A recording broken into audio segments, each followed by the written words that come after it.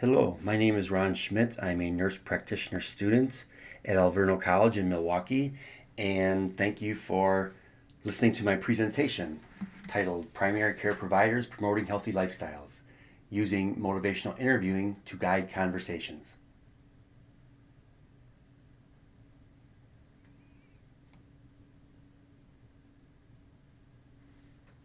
Please take just a moment to review the behavioral objectives.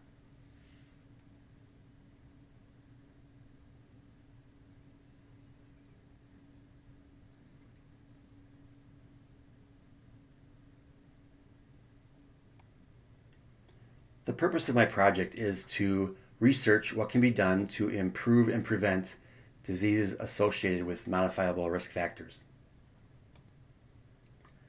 Up on the screen, I have a number of diseases associated with modifiable risk factors, such as diabetes type 2, high blood pressure, stroke, heart attack, congestive heart failure, coronary artery disease, osteoarthritis, and sleep apnea, which is just a partial list.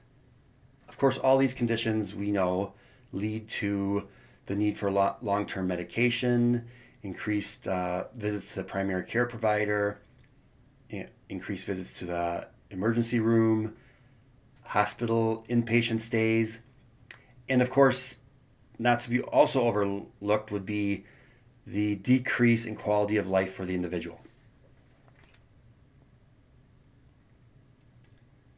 Some statistics that are pretty disturbing, but sadly probably not surprising, being that anyone who's been in the healthcare field has been aware that this is an ongoing problem.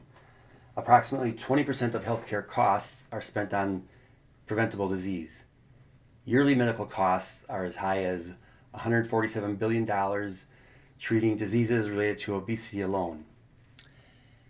And despite widespread understanding of this issue, most Americans do not engage in structured exercise or consume a healthy diet. So the issue is that obviously this is a huge cost to our healthcare system, which is already overburdened. Modifiable risk factors are not always being addressed during office visits.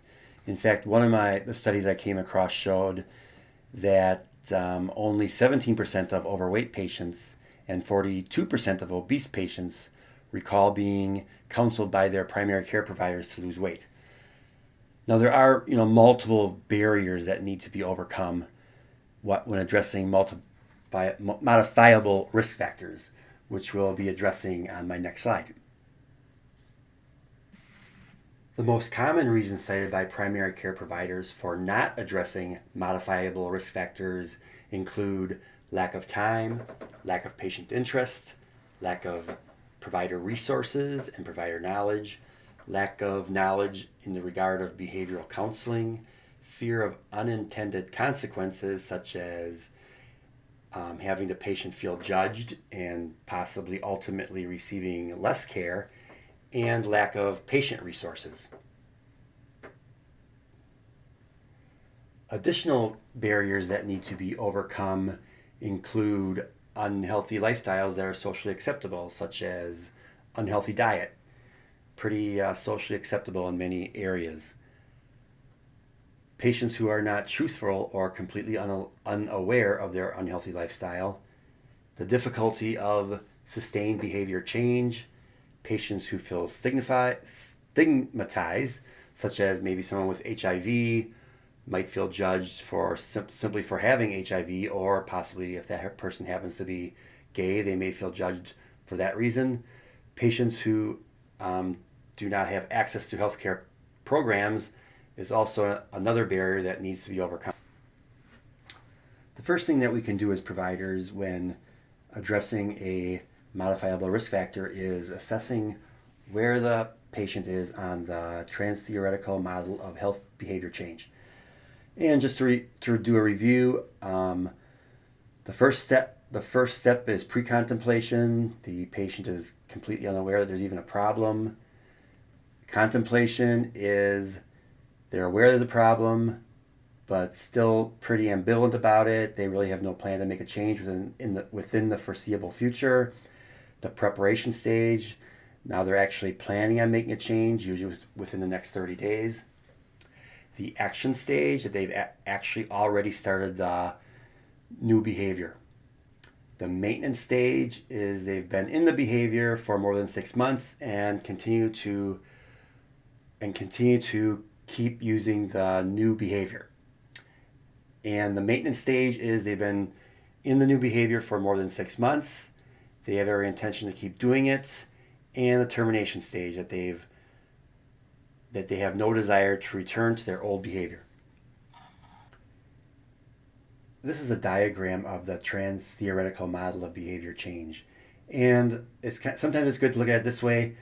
You can kind of see it sometimes goes like in a cycle, sometimes including relapse as part of the process, which it's good to talk to clients about that there may be a time when they do fall back into their old behavior, but that they can remember how they were in the action stage, the new health behavior was working, and they can get back on and restart anytime they want. This is a short clip from YouTube explaining the trans-theoretical model of behavior change. The trans-theoretical model, sometimes referred to as the stages of change, is a model created to understand and motivate individuals to change addictive behaviors. It consists of 4 key constructs: stages of change, processes of change, decisional balance, and self-efficacy. The stages of change are pre-contemplation, contemplation, preparation, action, and maintenance. The processes of change are 10 techniques that are used to help individuals process through the stages. Decisional balance is the weighing of pros and cons in the trans-theoretical model, and self-efficacy is the individual's belief that they can change their behavior. One of the best ways to understand the model is to apply it to an example of an individual progressing through the stages. This is Billy. He often eats fast food to save time in his busy schedule. He is in the stage of pre-contemplation, meaning he has not thought about the effects of eating fast food for many of his meals. To progress to the next stage, the first process of change, conscious raising, is applied. He may have heard about the movie Super Size Me and found out that fast food diet is very unhealthy. Now that he has some small amount of awareness, he has progressed to this contemplation stage, where he begins to look more closely at his behavior. He notices that some of his clothes are not fitting like they used to. The process of change that might affect him now is dramatic relief, where he begins to have anxiety due to his unhealthy behavior. He may also see others who have lost a lot of weight and be encouraged to do the same.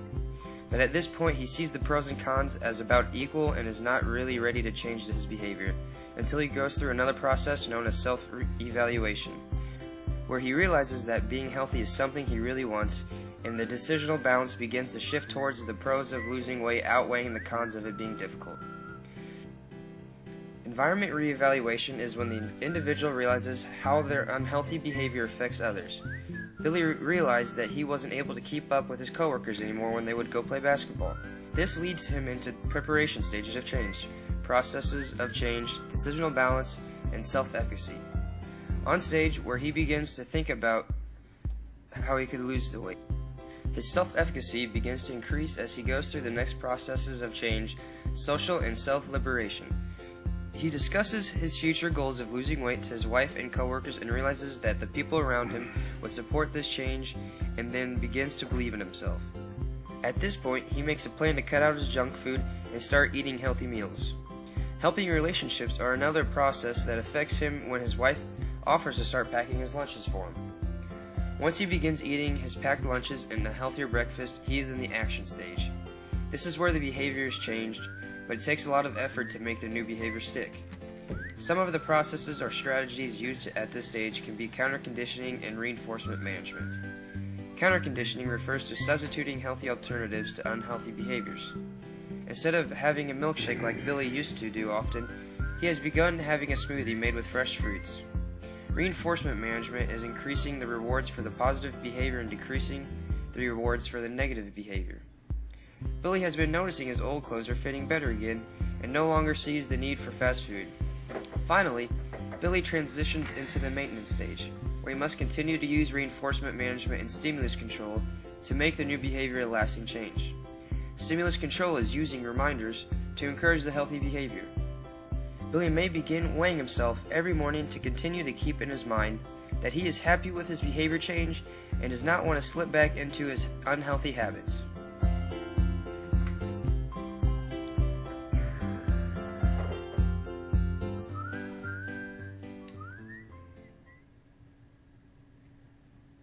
The $64,000 question, or in the case of healthcare, I guess we could say the billion-dollar question is, what can we do to help our clients realize that there's something they can do to decrease their risk for modifiable risk factors?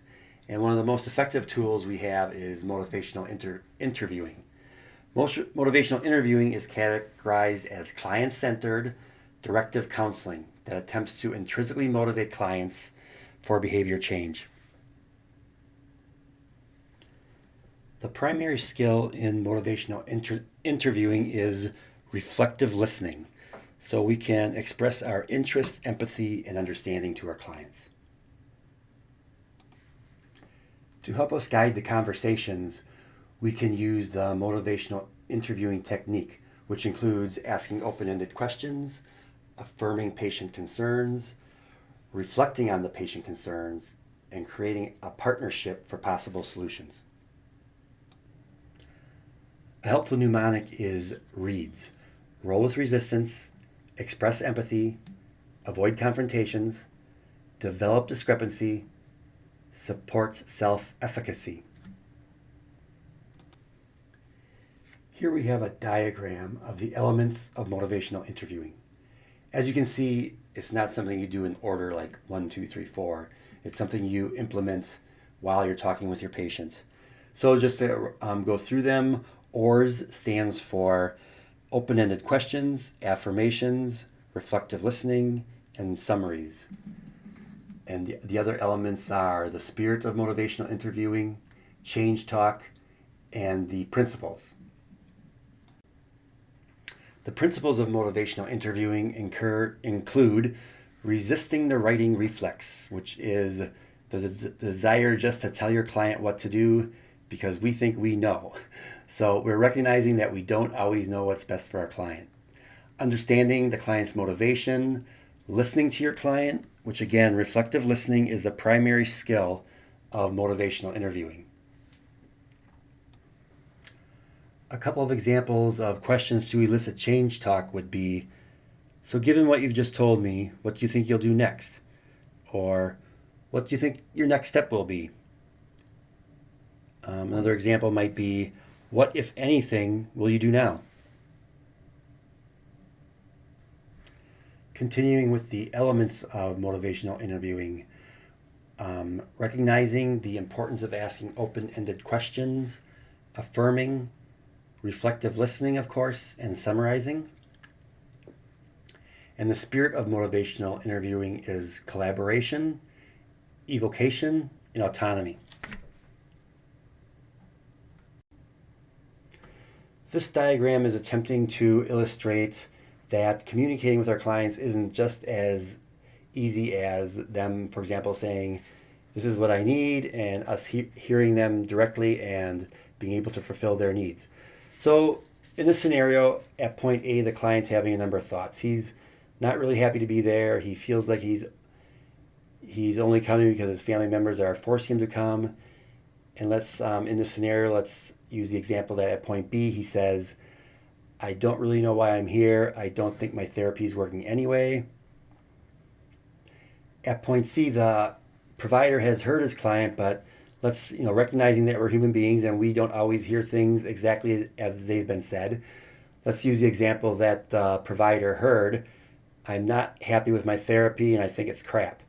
So at point D, the provider would take a moment to reflect on what he's heard, and using motivational interviewing, he would want his client to express a little bit more about that. So he would try to evoke more information from his client by asking something like, it sounds to me like you're not happy with your therapy. Can you tell me more about that? So this is a quick experiment regarding reflective listening.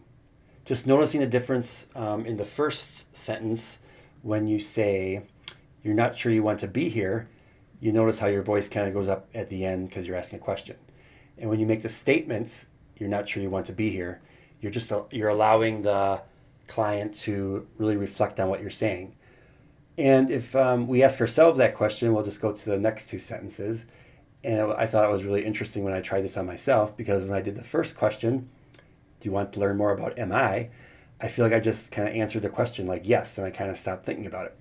But when I went on to the second question, well, sorry, not a question, statement, you want to learn more about MI, I just noticed that it actually got me starting to think about why do I want to learn more about MI.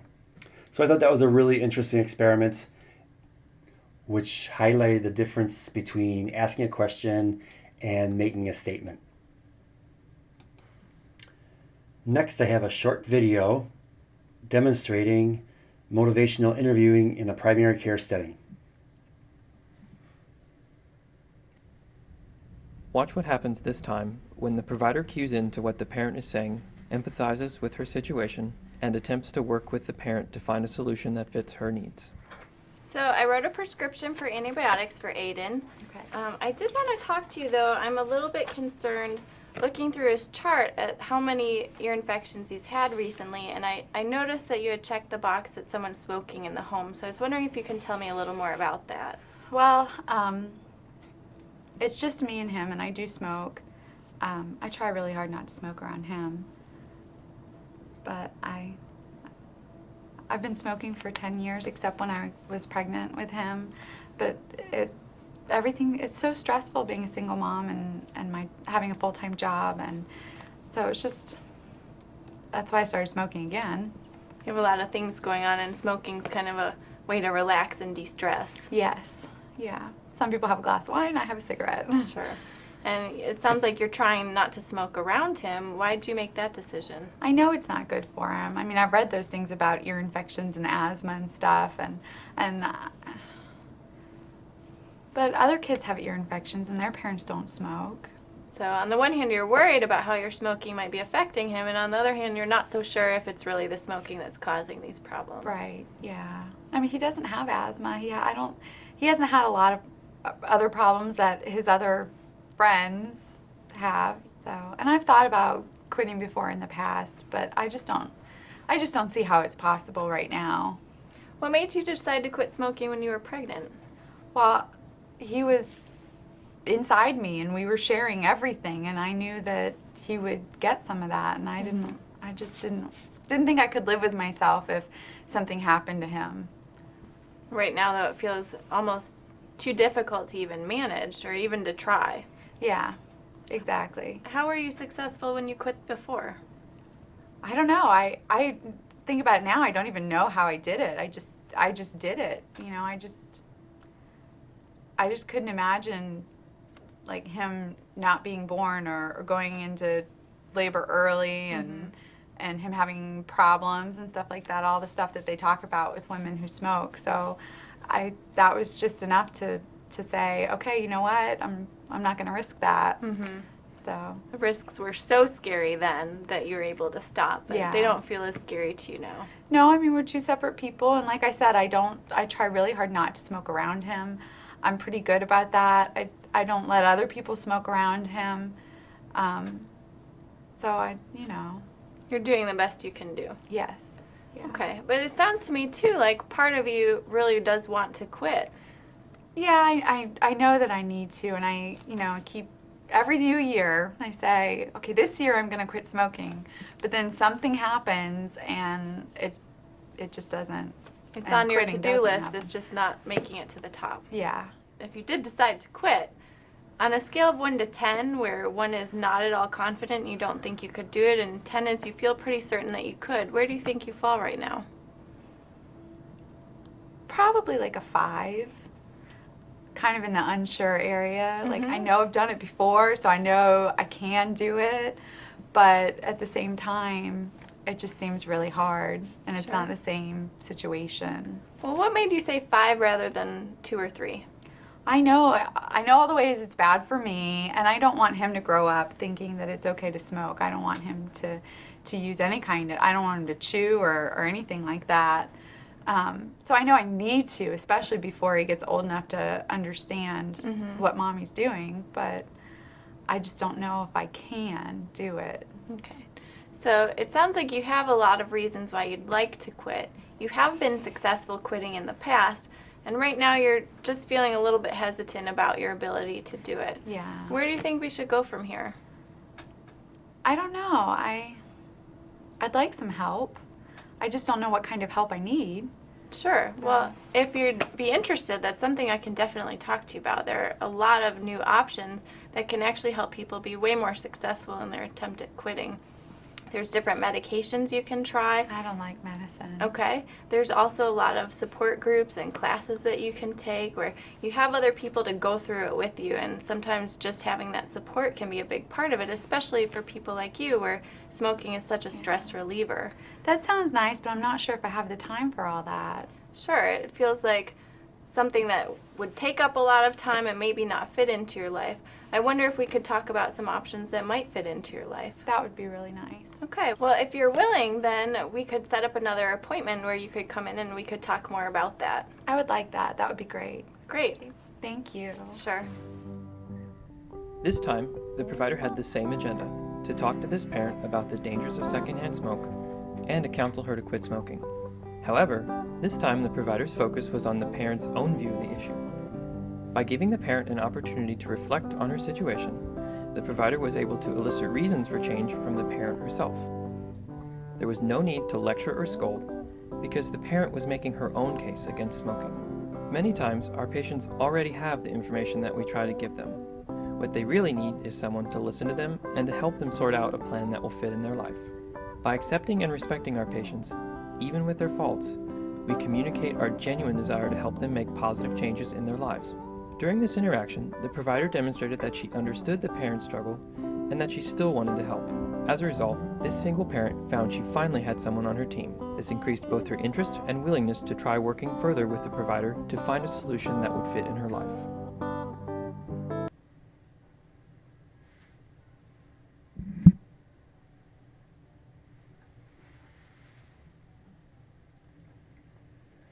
Now let's talk about some possible solutions to the barriers we talked about earlier. Lack of time with the client.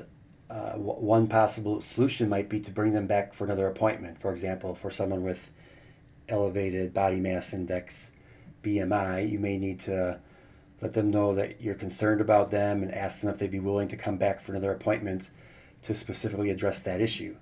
And when you think about the benefits of getting a health condition like that under control, it would be well worth the extra time spent for an extra office visit. For lack of patient interest, you most likely would be using the motivational interviewing process to elicit from them what reasons they may have to want to change. I guess if we go again with the example of someone who's got obesity, you might maybe, for example, an older person might talk to you about how they wish they could spend more time with their grandchildren and do more activities with them. And that would bring up for them a reason why they would want to change and be able to become more active and get their body mass index to a lower level. Providing motivational interviewing training to primary care providers increases their skill level, which will give them more confidence to address issues that comes up in primary practice. Expressing empathy toward your clients will reduce the chance of unintentionally offending them. I had a pediatric rotation this semester, and I talked to the doctor I was working with about that, and he did say he doesn't talk to the kids he's treating about them being obese. He talks about an elevated body mass index. So some carefully chosen words with empathy can go a really long way. Using collaboration with your clients as opposed to just telling them what to do will elicit for them a plan that would likely work with their schedule. For example, if you have someone who has no interest or desire to go to a gym, maybe they feel intimidated there, or it's not convenient for them, they may be willing to take a daily walk or park farther away from their destinations. Possibly if they work at a building where they can take a couple of flights up to their office every day, would work for them. Using a non-judgmental approach is important, no matter what you think of a person's lifestyle. Keeping in mind that it's not our job to judge them, but it's our job to treat them. So also that will give them more likelihood that they'll open up more. Also, regarding uncovering unhealthy lifestyles that clients may not be even aware of. So again, using the example of obesity, you might ask someone to keep a food journal for a couple days or maybe even a week, and then review that with them. And if they may not be aware of some of the unhealthy food choices they're making, which the journal would help them realize that, as well as reviewing it and looking at different types of food that may be very socially acceptable, but not healthy. Or they may, and of course you take time to talk with the client about it's okay to have this food maybe once a week, but not every day. And of course, asking permission to start conversations. So for example, if you have a client who is drinking a lot of alcohol, you could ask them, is it okay if we talk about that? Is it okay if we talk about how much alcohol per day is a healthy amount and how much is too much? And maybe follow that conversation with, has anything been happening that you're unhappy about related to your alcohol consumption? Okay, let's do a case study. Jennifer is a 16-year-old high school student who's been experimenting with illegal drugs. She's tried cocaine a couple of times and is smoking cannabis regularly. It is common among her friends to enjoy smoking when relaxing. However, recently she sometimes has been feeling paranoid after smoking cannabis. She wants to be a nurse after high school. She realizes if she got caught using illegal drugs, it could mean the end of a career in nursing.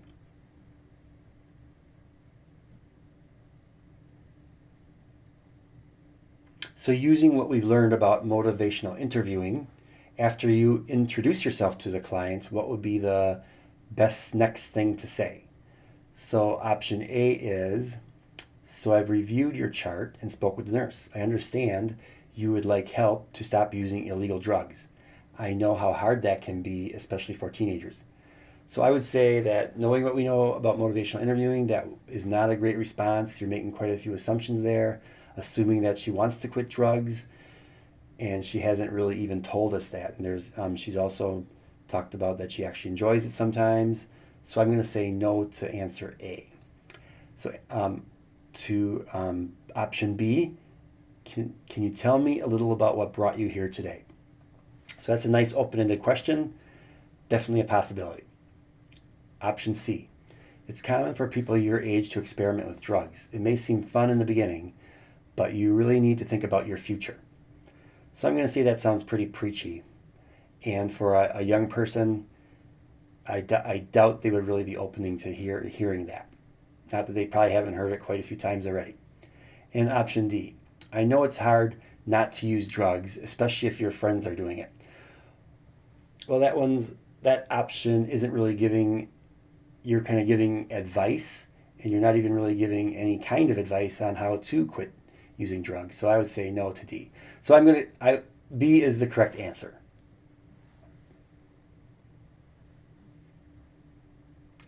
Jennifer explains that she's been regularly smoking weed.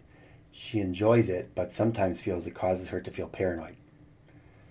The best response using motivational interviewing would be, A, if smoking weed is making you feel paranoid, it's best just to avoid it. So that answer, it's giving advice, but it's not really using the motivational interviewing process.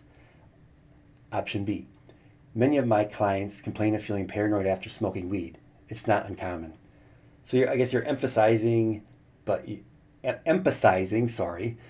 you're not really evoking any kind of response from her. C, so on the one hand, you enjoy smoking pot, and on the other hand, it sometimes makes you feel paranoid and uncomfortable. That's option C. And that one looks like it could be correct, but let's just go ahead and look at what option D is. Nothing good ever comes from using illegal drugs. They are illegal for a reason. So that one's pretty preachy, not really allowing the client to respond to you. So answer C is correct. And answer C is an example of rephrasing, allowing the client to know that you heard them, and also you're bringing up both the positive and negative effects of smoking pot in this case. The best comment to open dialogue with Jennifer about the feelings of paranoia she experienced after using cannabis would be option A. Feelings of paranoia when using pot are not uncommon. I'm going to give you a handout for you to read when you have time. Doesn't look like a really great option. You're kind of just telling her what you know about it. You're not really, and as far as giving her a handout, not a horrible idea, but you're not even sure she'll read it. Option B. I'm concerned about the feelings of paranoia you have described after you use pot. Feelings of paranoia sometimes lead to other things. Is it okay if we talk about that? So it looks like a pretty good option. You're asking for permission to open the conversation. You're also letting her know that you're concerned about her. So that's definitely an option. We're going to keep that one open for now. Option C. The feelings of paranoia you're experiencing will only get worse. So that almost sounds threatening and pretty preachy. And option D. It is not likely you will reach your goal of becoming a nurse if you are smoking pot and feeling paranoid. So that also doesn't look like a great option. It almost sounds a little bit threatening. So definitely B was the correct answer. It would be pretty difficult to understate the importance of addressing modifiable risk factors in the primary care setting. Doing so gives you the ability to slow or completely stop the disease process, much improving the quality of life of the patient. Other benefits include the savings to our healthcare system, possibly saving millions or even billions of dollars per year. Using motivational interviewing is a very effective tool, giving primary care providers the confidence they need to address these issues with their clients.